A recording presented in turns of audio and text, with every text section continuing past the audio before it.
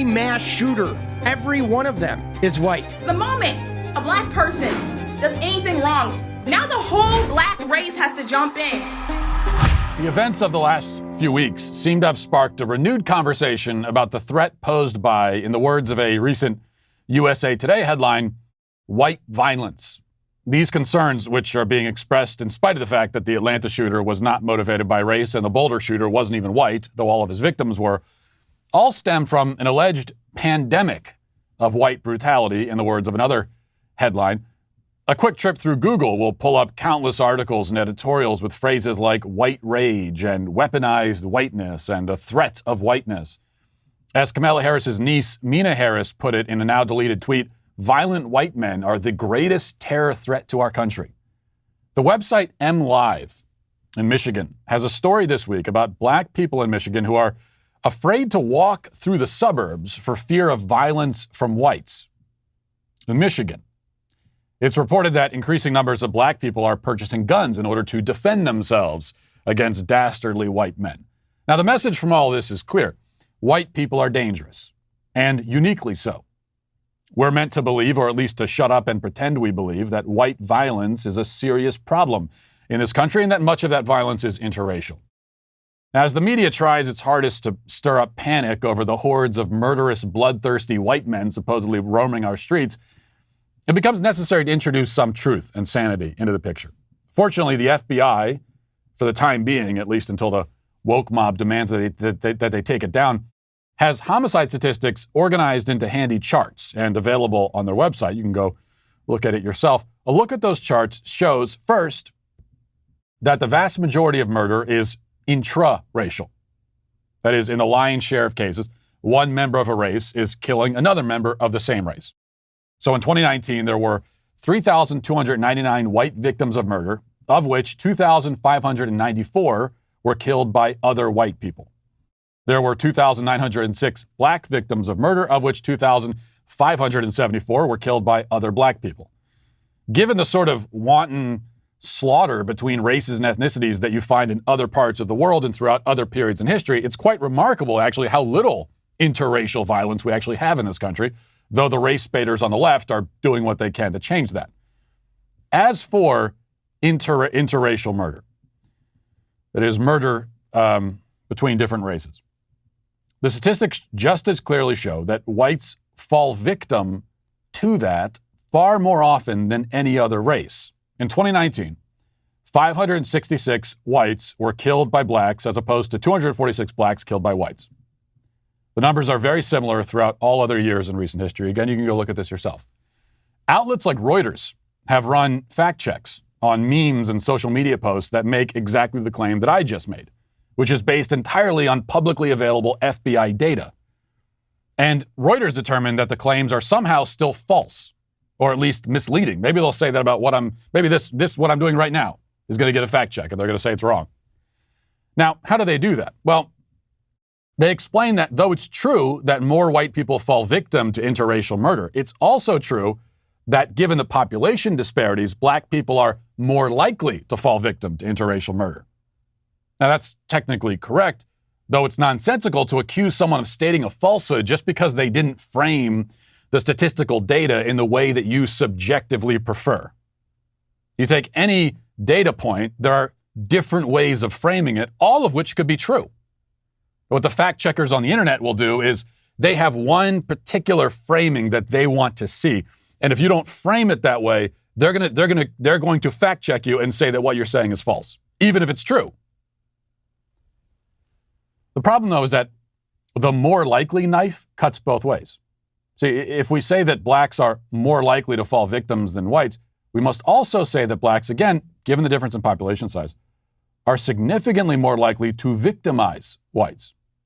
Any given black person is more likely to die by violence, even violence from a white person, but he's also more likely to be the one committing violence. That's what the statistics indisputably show. Those are just the facts.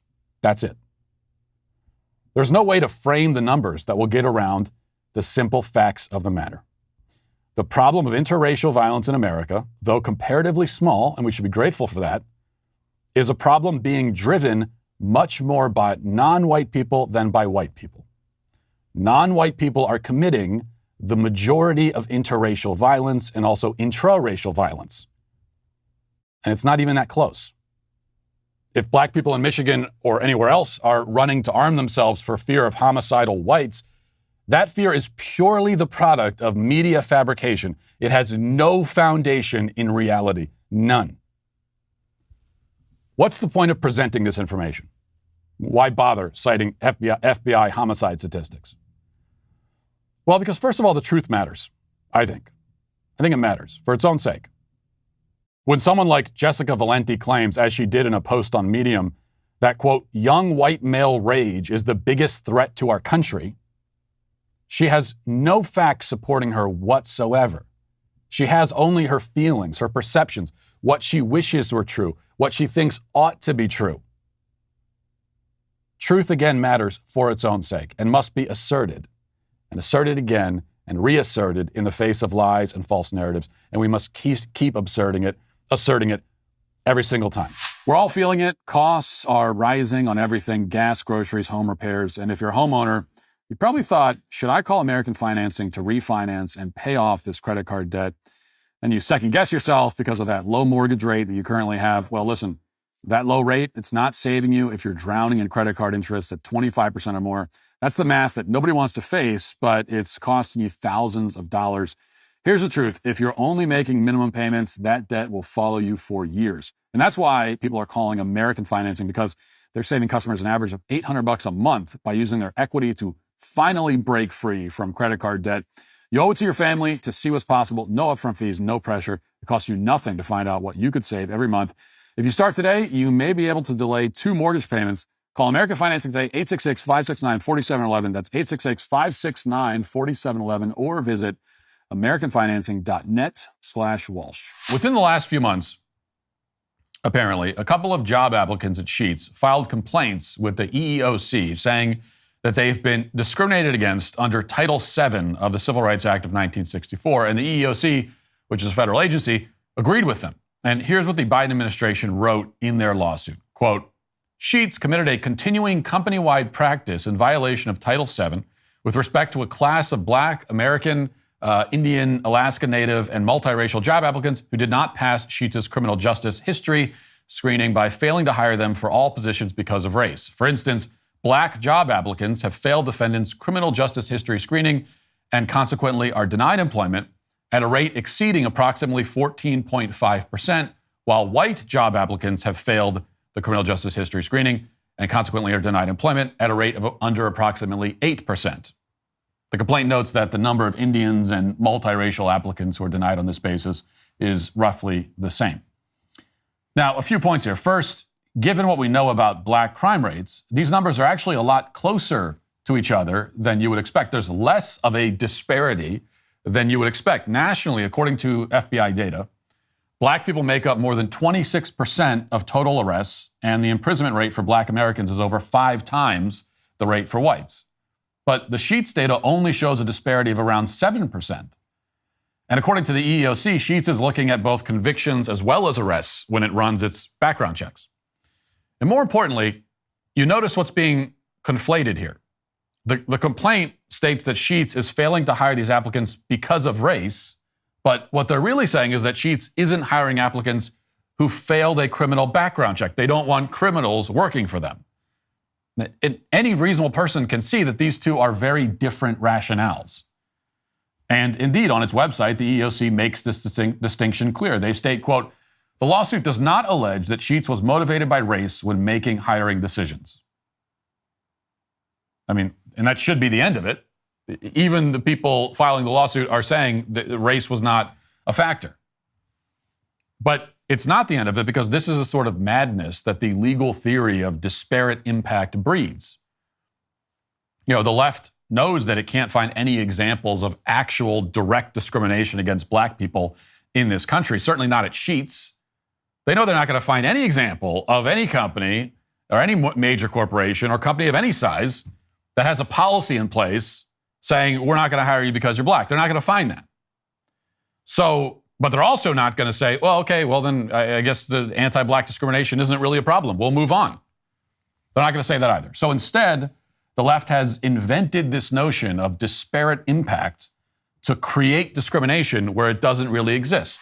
Independence Day isn't about fireworks and barbecues. It's about what made America worth celebrating in the first place, truth. And right now, truth is under siege. While leftist mobs riot in the street, burning cars, looting stores, and throwing rocks, we're told to sit down, shut up, and call it progress. We don't have the luxury of being passive anymore. This Independence Day, DWR Plus is giving you 6 months free when you become an annual member, because defending the truth requires platforms that don't bend to the mob. That's 6 free months of content from people who won't apologize for reality, real journalism, real documentaries, real commentary, entertainment that respects your intelligence and your values. Go to dailywireplus.com, use code FREEDOM, and take your stand. The sale ends soon, so take advantage of 6 months free while you can. You know, a lot of people have been mad at me this week. A lot of people are mad at me every week, but this is an especially mad week. It's the kind of week where somebody tweeted, quote, "I'm praying that Matt Walsh gets into a fatal car accident," and that tweet got like 150 likes before it was taken down. And I know what you're thinking, only 150 likes? That's disappointing. We got to get those numbers up. And I agree, but again, the tweet was taken down. That's not a bad tally for something that was only posted for a few hours, so get off my case about it. There was also another tweet that said simply, "I can't wait for Matt Walsh to die." And I appreciate that this guy is more open-minded. You know, the other one only wants me to die in a car accident, but this guy is open to really anything causing my death: a shark attack, asteroid strike, spontaneous combustion. He'll take anything, and I really do appreciate that. But in any case, people are especially upset at me this week, as best I can tell, because I have been speaking out about the murder of Austin Metcalf. And my take on the murder is that, first of all, it's bad, which is already very controversial among a large number of leftists. And also, second, I believe that his killing at the hands of Carmelo Anthony is part of a larger trend. And the larger trend is that young black males like Carmelo Anthony are, well, constantly killing people and committing other acts of violence. Young black males are the most violent demographic in the country, hands down, no contest. I think we should probably acknowledge that fact and start taking it seriously. And this in particular is what seems to have angered so many people, to the point that some of them are wishing for my death. Although in fairness, most of them were wishing for my death before all of this, so really it's just icing on the cake. So today I want to go through and watch some of the angry videos that have been posted responding to my comments on the Metcalf murder, and we'll hear my critics out, find out if maybe they have any legitimate points to make. Let's start with this video from a channel called Political Punk. He's very offended. Let's find out why. Look at this tweet, man. If I told you that a young man stabbed another young man to death for telling him he was in the wrong seat, and then I told you that one young man in this altercation was white and the other black, and then I asked you to guess the race of the assailant, every single person would know the answer immediately, Matt Walsh says. Young black males are violent to a wildly, outrageously disproportionate degree. That's just a fact, he says. We all know it. And it's time we speak honestly about it, or nothing will ever change. Dude, this is like Jim Crow right here, bro. And yet, like every mass shooter is a white guy, right? But dude, this is straight up Klan. I mean, it's coming from Matt Walsh, who is basically straight up Klan, but every mass shooter, every one of them is white. Okay, now the claim that every mass shooter is white is one that will come up again in these clips, so we'll save that for later. It's not remotely true at all, spoiler alert, but we'll get to that in a few minutes. He says that my point about the disproportionate violence of black males is straight up Klan stuff, but you'll notice what he doesn't say. He doesn't say that I'm wrong. And this is another theme that will emerge when you point out the disproportionate violence of black males. Leftists will get offended. They'll call you names. They'll say you're racist. They'll deflect. They'll talk about white school shooters and mass shooters and so on. But what they won't do, because they can't do it, is present any data that contradicts the claim itself. What they won't do is say, hey, let's look at the numbers. I'm going to show you that young black males are not disproportionately violent. They won't do that because it's just simply the case that black males are disproportionately violent, and they just demand that we don't notice it. We'll move over to TikTok and look at one or two more. Here's a video from an account that, and I just like this one because the account is called Empathy Wins, but it apparently did not win in this video. Watch. Matt Walsh and all of America know that most school shooters are young white men. Matt Walsh and all of America know that most serial killers in the United States are white men. So much so that our own writers of horror fiction are always casting the slasher in a slasher film as a white man to match the statistics. I'm sorry. Let me see if I have this right. You think that when Hollywood is making slasher horror films, that they are studiously making sure that the proportion of white killers in those movies matches real-life crime statistics? That's how you think this works? You think Friday the 13th is a documentary? Well, just to clear things up, no, that's not how it works. Hollywood always casts white men as the killers because if they cast black villains, then people like you will throw a hissy fit. If there was a slasher horror film where you've got a black killer killing white people, people like you would lose your minds. Unless at the end of it, it turns out that the black killer was justified because all the people that he was killing were racist. And that's the only time that it would be okay. In reality, according to the Radford University FGCU serial killer database, between the years of 1900 and 2010, 52% of serial killers were white and 40% were black. That means that black people are hugely overrepresented among serial killers and whites are underrepresented, which means that there are more black serial killers per capita than white, actually. In fact, two of the deadliest serial killers this century were the Beltway snipers, which I remember that well because I lived in that general area when this was happening, shot and killed 17 people in 2002. They were both black. So your facts are just wrong. There's not much else to say. Let's play one more so that now we can finally deal with, because this has come up in almost every video now, is the mass shooters are white. So we'll finally deal with that claim. Watch. Matt Walsh is a bloated, rotten corpse, but he is a perfect reflection of everything wrong with American conservatives and American racists. Because white people shoot up schools at a larger percentage than anyone else. But if I go around assuming that white culture leads to school shootings, that would be an insane statement to make. But it's not insane that when one boy, teenage boy, stabs another teenage boy, to defunct an entire culture of people, that's not insane. White people are the only ones allowed to be individuals who have their own problems and who can be blamed individually for issues. Because the moment a black person does anything wrong, now the whole black race has to jump in. All right, of course, white people are never blamed for anything as a group. That never happens. When's the last time you heard anyone blame white people as a group? It's not like blaming white people as a group is the favorite pastime of people like the one in that video there.